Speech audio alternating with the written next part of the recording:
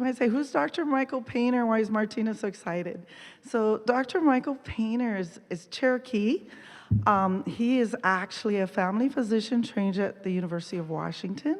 He got he's an attorney with his law degree from Stanford. But what's really the most important thing is he's a senior officer for Robert Wood Johnson Foundation. So those of you that know the philanthropic world, you know that Robert Wood Johnson is one of the bigger organizations. And I think it's a really important thing to talk about. You know, we're talking about health and we're talking about protection of our lands and healthy people, but we can't just do it ourselves. It's really a community, and that community means we have to partner with government, other organizations, and we also have to partner with these large philanthropic organizations. I think Robert Wood Johnson, he's going to share sort of their vision, but they really are looking at a global culture of health, and which is a really, I love that kind of shift at looking at that, and I think it marries perfectly with what we're trying to do and talk about here at this conference. So please welcome Dr. Michael Painter.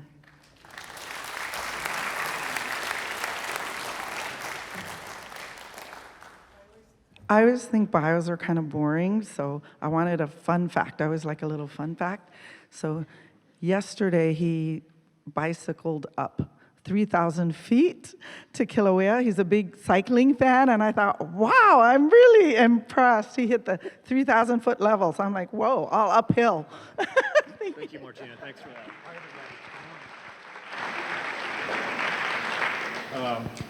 I told the bike shop that I snuck out of the conference, but I told everybody a lot of people before I left. So the question was, if you tell everyone, are you really sneaking out? So, but it's beautiful. I have never been to Hawaii, and so I really wanted to get some perspective and see some of the natural beauty of this place. So one thing that Martina did not say in that very nice introduction just now is that I'm a granddad. I know it's impossible to believe, but I am. My grandson is Gavin, and he's 2.5 years old, and he lives with my daughter and her husband in Boulder, Colorado. But being a granddad really changes your perspective. My daughter, I won't tell you exactly her age, but let's flash forward to 2050 and you'll get an idea. In 2050, she'll be older than I am right now. My son, who is just behind her a number of years, he'll be a little bit younger than I am right now. And my grandson, Gavin, will be 32. So why 2050? Well, by 2050, oh, I'm sorry, this video is running. So you may be wondering what this is. This is a NASA visualization of warming average temperatures, and it's going to be warming of the globe from the 1800s, and it takes us up to the present time. It's just a relentless increase, as we all know, and it stops in 2017. It doesn't include 2018 yet. So that's just now, and the last few windows of that took us as we blew past 400 parts per million of CO2 in the atmosphere, which we weren't supposed to hit for a while, if at all, and we blew right past that. And by 2050, that date we were sort of talking about a minute ago, and thinking about our kids, by that time, we will, in all likelihood, if we're to believe the scientists, we'll have sort of moved through the window of the time period where we could avert some major ecological catastrophes on the planet. So that sort of puts everything we do in perspective. It's true, I'm a family doctor and a lawyer, and for the last 14 years I've been a senior program officer at the Robert Wood Johnson Foundation, and I'm going to talk a lot about the Robert Wood Johnson Foundation and what we do and our vision. But really, we're internally grappling with, okay, that's all terrific, but how do we sort of adjust our vision when this is happening in our midst? And so you could argue that I'm sort of coming from Princeton, New Jersey, which from a big foundation. We're the 4th or 5th largest philanthropy in the United States, and we're the largest philanthropy in the world focused on improving the health of everyone living in the United States. So that's over 300 million people that are in our charge, if you will. And so we take that responsibility really, really seriously. But again, you could argue that I'm coming from that big foundation, which is kind of a seat of power. We have a big endowment, and we give away a lot of money every year. We have to do that to maintain our tax-deferred status. And we try to do it in smart ways to sort of align with our vision of a healthy future. But I'm here and as we've seen all day today, this whole time I've been here, an even more important power center, basically, all of you guys. And that's really humbly and with a ton of gratitude, my sort of stance here with you guys today is sort of big philanthropy, but we really desperately need your guys' help. That's what I'm going to talk about. So again, this is a healthy future. This is our kids. This is what we want to have happen. That's what we're sort of poised to try to generate and create. Obviously, in the United States, we're a long, long way from that kind of vision of a healthy future. Before we sort of talk a little bit more about the foundation, I wanted to connect some with my past. Martina mentioned that I'm an enrolled member of the Cherokee Nation from Oklahoma. I grew up in Oklahoma, most of my time in Oklahoma City, and then I made my way out to California for law school and then up to Seattle for medical school and residency, and I practiced at the Seattle Indian Health Board as a family doc and a community health center there for about 10 years before I moved east to work with the foundation. But I have a past, and my family has a past, and we got to Oklahoma in a very specific way. Oh, by the way, this is a quote by Tommy Orange, who he's a novelist who's been working for a long time, but he has a new novel. If you haven't seen it, it's terrific. It's about the urban American Indian and Alaska Native experience in Oakland, California, and he just has tremendous characters that I really, really resonated with me, and a lot of quotes that I love. So I've sort of sprinkled that throughout. So this document is something. We talked about grandfathers. This is my great-grandfather completed this document in Oklahoma back in 1905, and he was trying to get some federal assistance, and in it he was required to sort of outline his lineage, basically, and say where he was born. He was born in North Carolina before removal, and then his family, they were removed to Indian Territory in Oklahoma, and that's basically how at least my mom's side of the family got to Oklahoma, and I'm standing here talking to you. The one other thing I want to say here is that Archibald Baldridge is my great-grandfather. He made a decision, and it's not for me to second guess, but he made a decision that his kids, they would not learn the language, Cherokee language. They would not, they wouldn't speak it in the household. They would assimilate. He sent his kids to Shalakwa, the boarding school just over the border from Oklahoma into Kansas. And so that really changed the course of history for the rest of my family.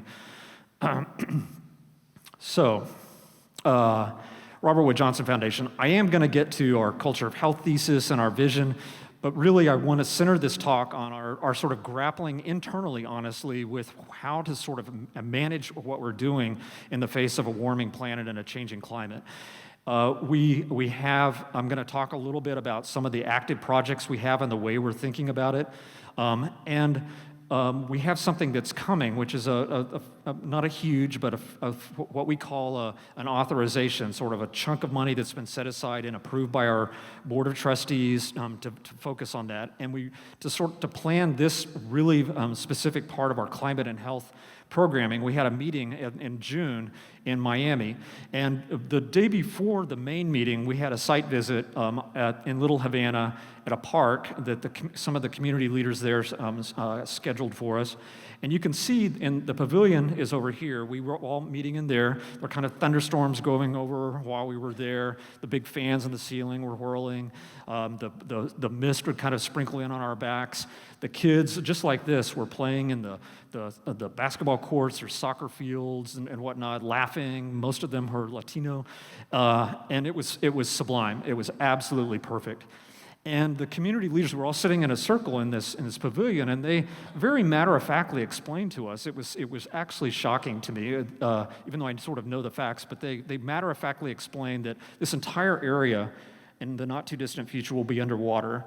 And then, so that was shocking enough, especially just the dissonance of hearing this with the kids playing and whatnot there.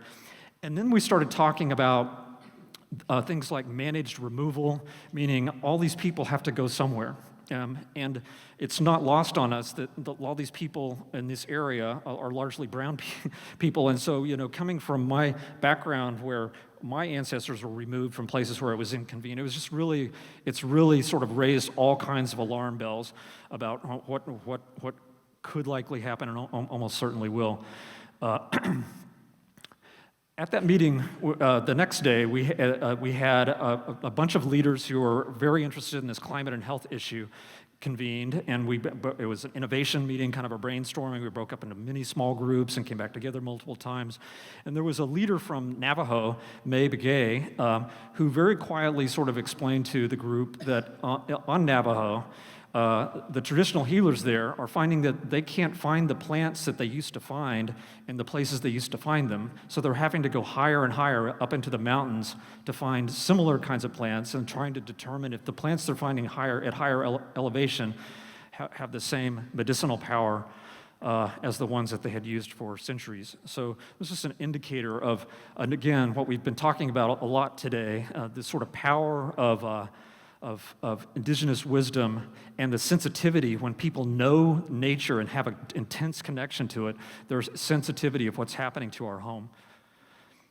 And speaking of home, I'm going to show a couple of videos that come from a project that started with our Robert Wood Johnson Foundation foray into Indian country and has really sort of become, again, a lesson about taking some indigenous wisdom and branching it out to the larger world.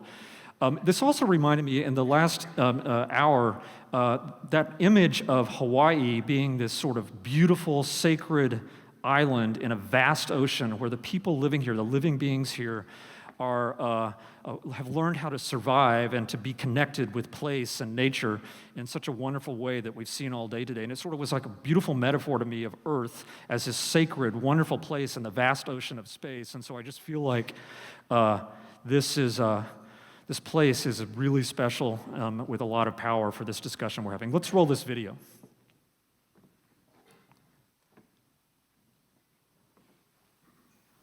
And we need audio. There is audio.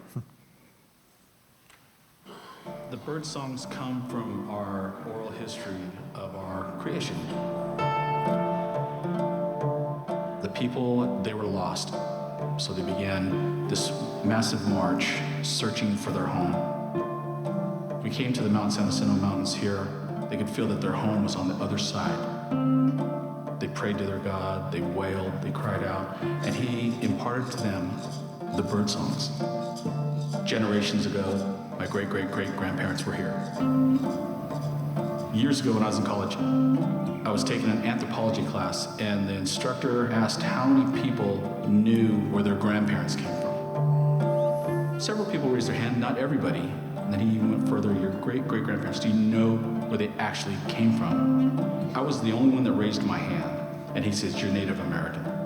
I said, yes, I am. The Ahahui translated is the hot water people. We live in the desert, right? So water is life. Through legends, that's where our people came from, was those waters. Being able to say that this is my ancestral home is, I think, one of the most important things for a Native person. We're indigenous people of the Palm Springs area. We've been here over 5,000 years. We were flourishing, and then settlers come through, and the missionaries, and being pushed off our lands. Our people were struggling. You get it up to the 50s, and that's when our people felt in order for us to survive, we had to, in a sense, ditch our culture and traditions and customs and assimilate into the white ways. Members at that time, when they had their children, They wouldn't speak the language to them. They wouldn't share the cultures, traditions, customs. Our world was changing, and for us to survive, that's what we had to do.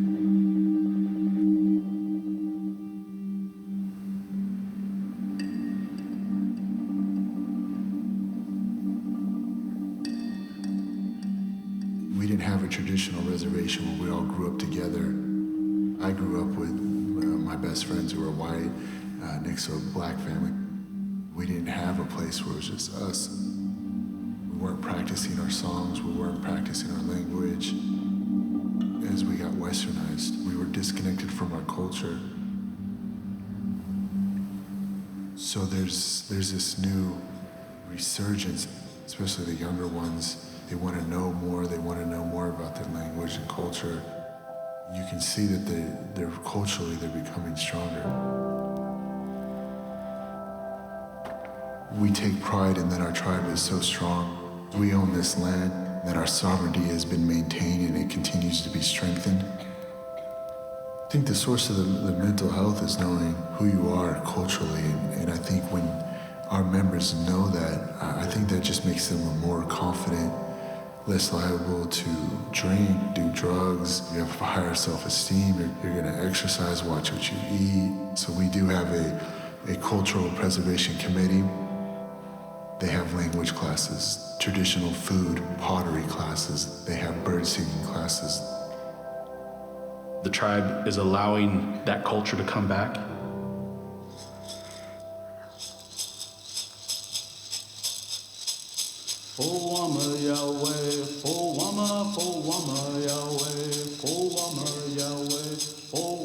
My father revived the bird singing here for our tribe. It was dead. No one sang the old bird songs anymore. My father reached out to an elder and asked him if he would teach him the bird songs. And, the story goes that Joe said, come back tomorrow. My dad would come back the next day and he'd tell him again, let me think about it a little bit more, come back tomorrow. And finally he ended up saying, okay, I'll teach you, but it's gonna be a commitment. And he taught my father all the old bird songs. He incorporated us kids into the bird singing and my sisters into the dancing. And then my uncle joined in, and then pretty soon it was revived again. We've actually found a piece of our culture that we can actually hang on to now, that we're not gonna lose anymore. We've started at the same place we left in the beginning. People searching and longing for a home. This giant mountain was too big to cross over. And as they sang the bird songs, miraculously they were changed into birds and they flew over. So we became human again. That's what the bird songs mean to us. It helped us find our home.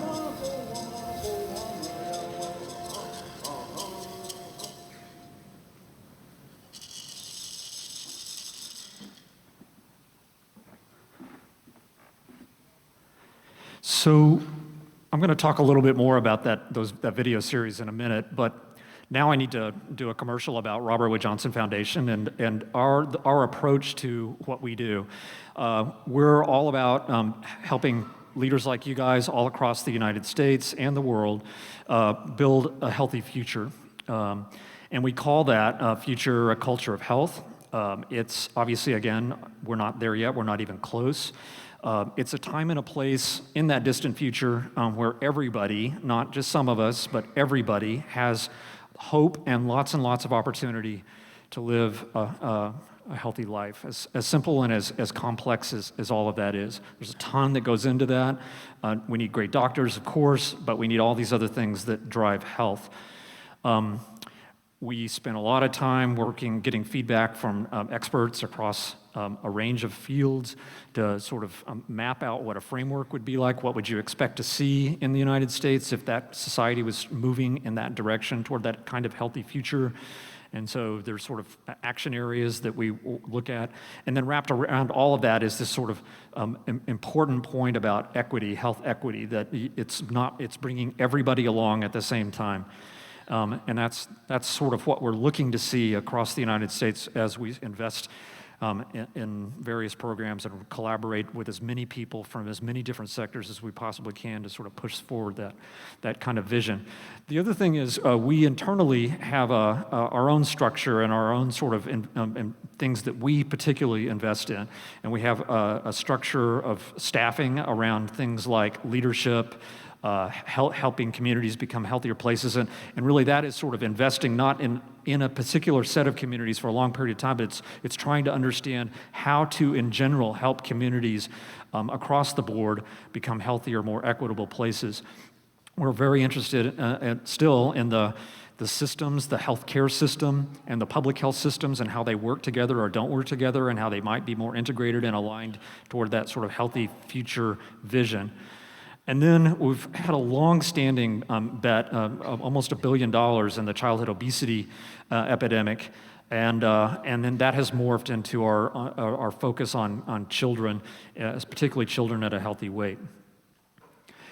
We have a couple of other structural teams, and this is near and dear to my heart because this is where I spend most of my time, which is basically roaming around, talking to as many people as we can, visiting as many places as we can, looking for interesting ideas, new kinds of collaboration that our folks at home or others maybe aren't thinking of that we can invest in and sort of bring that nugget of an idea back. The Pioneer portfolio looks into the future. We often end up in a technology space, but not always. And then the global team looks outside the United States specifically for ideas that are coming or popping up from outside the United States that we can invest in and bring that learning back into the United States. So again, the Pioneer team looks both at sort of immediate emerging trends like ride-sharing technology or future of work kinds of things or things like that. And then we also look at emerging things like autonomous vehicles or blockchain or things of that nature. And interestingly, this sort of the topic of this talk, the sort of search for indigenous wisdom, it actually falls in the foundation in a number of places, but to help sort of inform our thinking. But it is novel enough that it falls into sort of a pioneer kind of place structurally, or maybe even in the global team. It's not sort of a mainstream idea yet at the Robert Wood Johnson Foundation. A global team is a somewhat new group at our foundation. We are domestically focused. That's the charge from our benefactor, but we have made the case successfully that we need to be looking outside the United States for great ideas. And again, this equity piece, just to underscore, we're not talking about equality, just the same thing for everybody. We're truly talking about understanding what people's needs are, and we as a society should be able to sort of make accommodations and for people's needs where they're at. That's what equity means to us. We have some work in Indian country, and at the faculty forum I talked a lot more about that than I'm going to here, but as it turns out, it's not enough, but it does seem that someone did a recent analysis, and it seems that the Robert Wood Johnson Foundation is the largest private funder outside in Indian country, which is sort of astounding, but that's the case. I want to show another one of these videos just to give you another bit of flavor about how we think about working in Indian country. This one is from Fort Peck, and again, it sort of rose from an Indian country sort of specific set of programming where we were trying to sort of we started out actually trying to help our internal staff understand some of the cultural issues and strengths in Indian country. And it morphed into a much larger teasing out of culture to try to explain it to the world and to our staff and whatnot. But this is another example. This one, Charlie's Path from Fort Peck, is another example of a really moving story. So if we could play this video.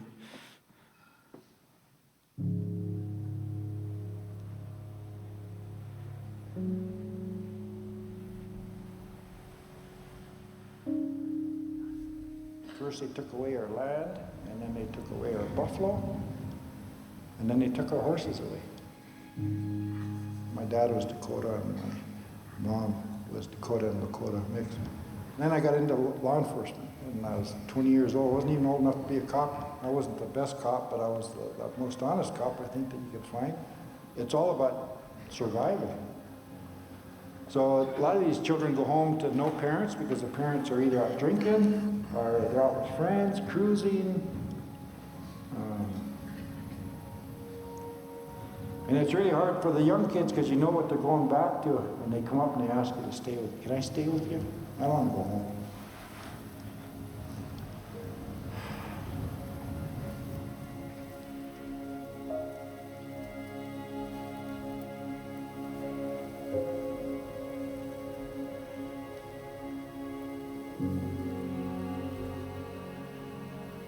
Using elders, as a part of a recovery and healthcare and doing things that are healthy overall to me, is a key.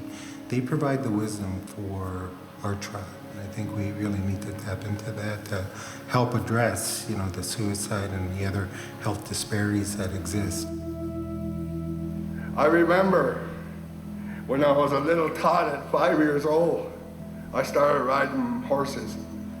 But with the help of my grandmother, the saddle was put on and the bridles, and I would ride all day.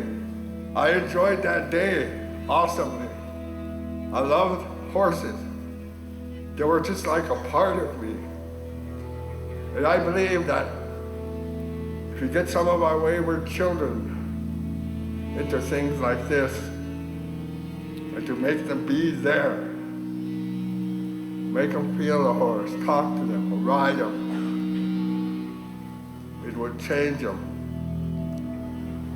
The horses were our family. We gave them names. They were part of our family in every aspect of the word. The tribe, they were warriors, they were nomadic, and they were hunting. And they had a way of life and a way of understanding, which gave them that identity that they needed to be who they are as a Dakota. I'm just learning to be Indian again after all those years of not in the white world. I had to leave law enforcement for a year or two until I got my head on straight. But I always had horses. I always had horses in my life. And so I just turned to them. I was hoping to do this through young teenage kids so that when they get in high school, the horse will be a full-grown horse like this, and when they graduate, they can take the horse and all the gear that they've acquired over the course of a couple of years. They'll have their own saddle, their own halter, lead rope, tack, and they can take it all with them, or they can do whatever they want. It's theirs.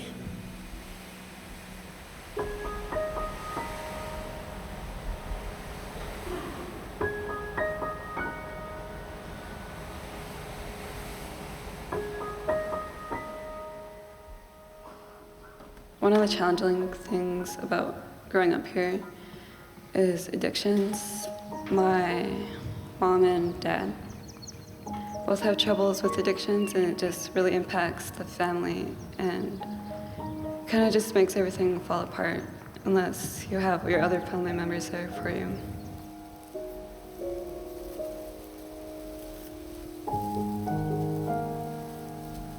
Mostly it's the relationship with the horse. The first day they're here, I'm scared of the horses, which is natural. I mean, 1,000 pounds of bone and hoof ready to step on you.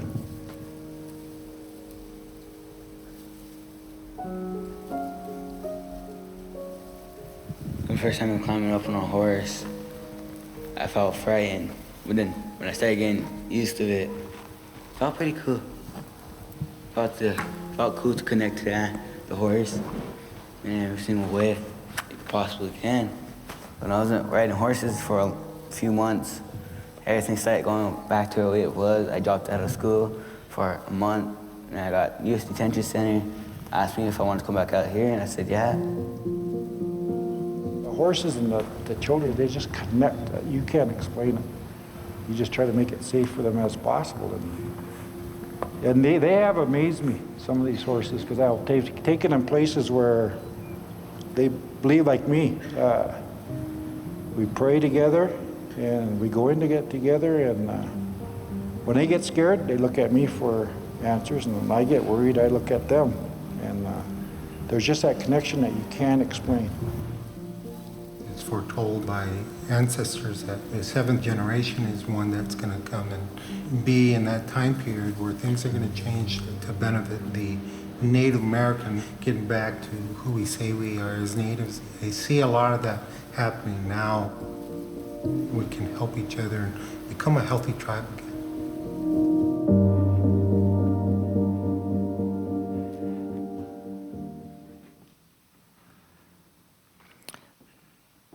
So a couple of things about Charlie's path. I need to say, Charlie died after we finished the video. So that's a big loss for the Fort Peck community. But this project lives on. The community's really rallied around that. And the project that he started with the horses for the kids there is also living on. I was, several of us were at Fort Peck a couple of months ago, meeting with everybody there except Charlie, of course, and that was wonderful to get to see them again. So I wanted to pivot now and really focus in on specifically climate change and what we're trying to sort of dabble in and understand and grapple with, and then it's going to end with sort of. And I don't think we're going to have time, and we're really set up for you guys to fire off ideas, but I'm hoping that this will spark something in a couple of days or here at the conference or somewhere where you'll say, Mike, I just had this great idea from your talk, and you'll email me about it, and we can start a conversation and just keep it going. So that's what I'm here about. I want to say I have this friend, Raj Patel. I don't know if you guys know him, a writer, provocateur. He was a guest of ours, a guest speaker 2 weeks ago at the foundation. And he has a lot of really provocative books out. This is one, The Value of Nothing, but he just talks about climate change. I just thought it was perfect because there's just no one solution. It's going to take 1,000 cuts and all of us working as hard as we can to try to solve it if we're able to.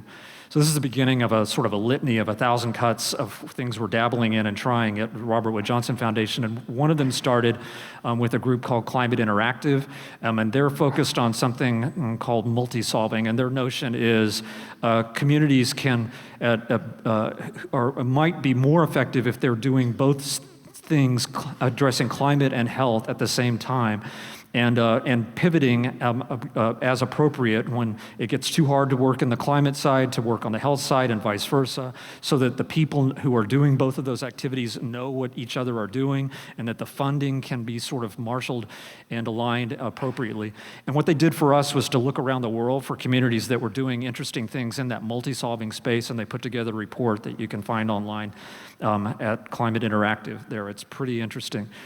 Some of these folks were in retrospect like, oh, that's what we were doing was climate and health multi-solving, and some of them were very proactive at the outset. I just happened to be at a meeting at the World Health Organization several years ago in Paris, and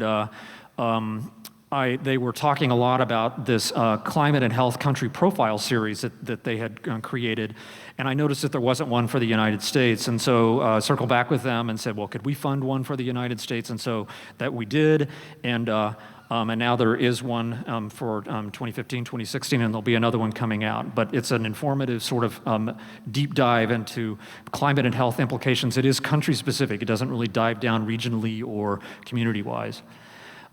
Food systems are critically important. We have a new project looking at, and this is from the global team, looking at learning from Malawi about projects that went into communities and tried to understand how they tackled food shortage and health problems by first addressing gender equity, climate change, and all those other things. And then they ended up being unbelievably successful at addressing malnutrition and things like that. And it's just a really powerful lesson in Malawi.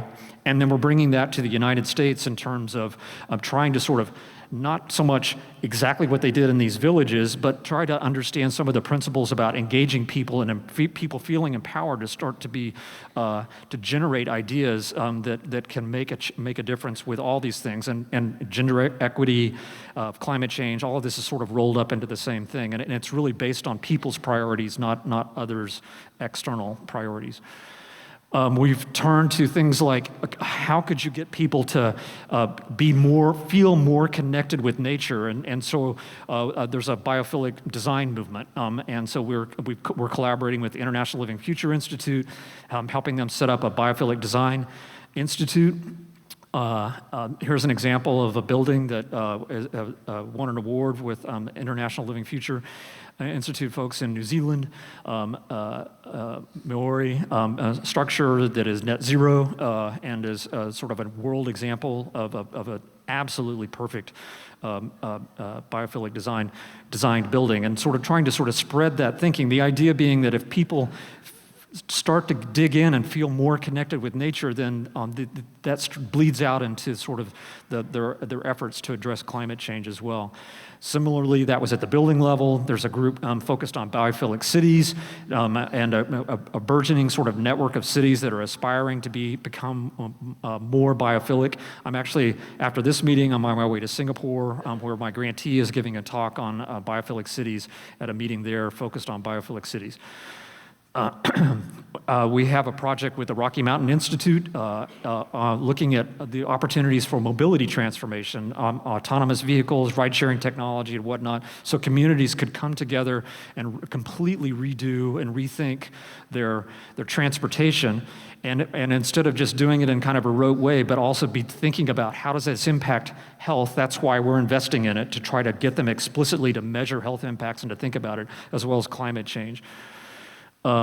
Energy is another health piece and a huge component, obviously, of climate change. And so we're investing in a group of clean power folks looking at the implications of solar plus storage on health equity, on healthcare systems, and things like that. So an example would be Puerto Rico, devastated by an extreme weather event, but if they had a more resilient power grid and structure that wasn't that was more distributed and not centralized, how might that be different? And so we're trying to explore that, measure it, talk about it, shine a light on it. In our Indian country work with Nota Begay III Foundation, we sort of asked them to partner with us and think about some of this sort of bleeding in of indigenous wisdom as another cut at climate and health. And they sort of look at that framework I talked about a minute ago and sort of reworked it with an indigenous values perspective.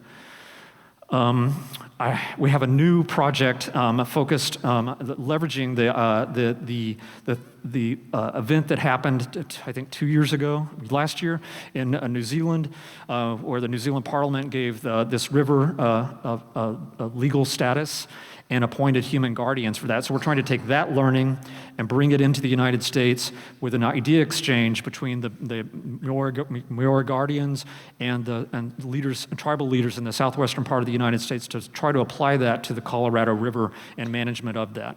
And we're expecting a lot of publicity and interest from big newspapers and whatnot as we try to do that.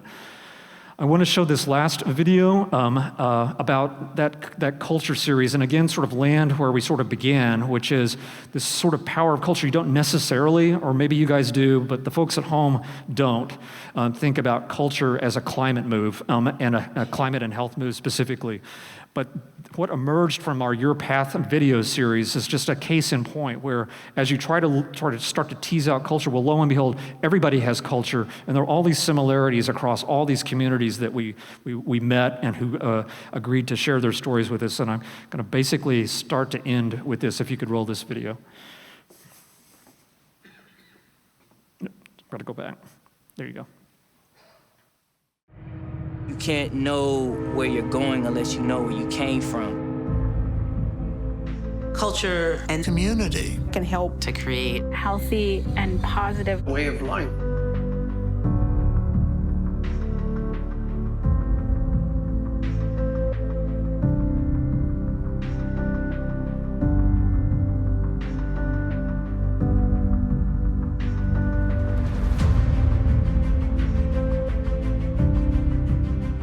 We first opened up our building at the beginning of the crack epidemic here in Los Angeles. First they took away our land, and then they took away our buffalo, and then they took our horses away. We all share an experience of discrimination. African American girls are being told, oh, you can't do ballet.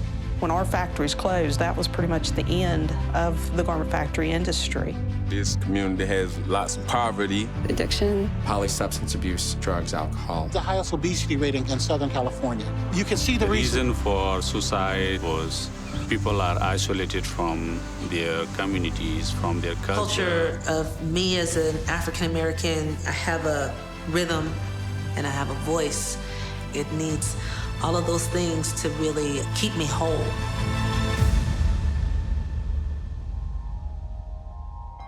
The vision was creating this home for dance in the middle of a low-income, mainly African-American community. We see each kid like our kid. We're like a family. They're very close. In the Latino culture, they try to seek help between one another. Kids now have no idea where food comes from, but we're changing that culture. Let's get your kids involved. Many teenagers don't really spend time with their parents. This really helps us because every Sunday we're together, Wednesday, Saturday. We always go play, and after that, we go eat some ice cream and just talk about the game. Our home has become an open home for LGBT young people who are having problems with their families and need a place to live. I was like, this is me. This is exactly what's going on. My gender expression comes from inside of me. Dance has always been a way for me to express myself. Ballet. Bird singing. Hearing stories. It's good for my health. Running and doing rodeo. The horses and the children, they just connect. You have to keep moving. After hearing over 100 stories, that we are all veterans in our own ways. We're in this together. It helped us find our home. Refugees can start their beginning of their life. Let's help each other. Let's work together. This is a community on the rise. We take pride in that our tribe is so strong. This community here is like a seed. It's starting to grow. We have to make sure that we're providing a good foundation, a good root, so that they can blossom out and have a good, productive life in the future.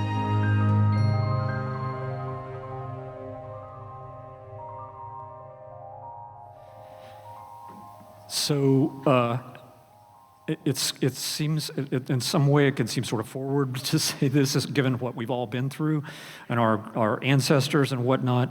But what I think what we're asking is for your leadership to help save our home, basically. So any way we all need what you know to help us do that, because we're going to be up against it. So I didn't know whether to leave with this slide or this slide, and I think I'm going to leave it with that slide. Thank you.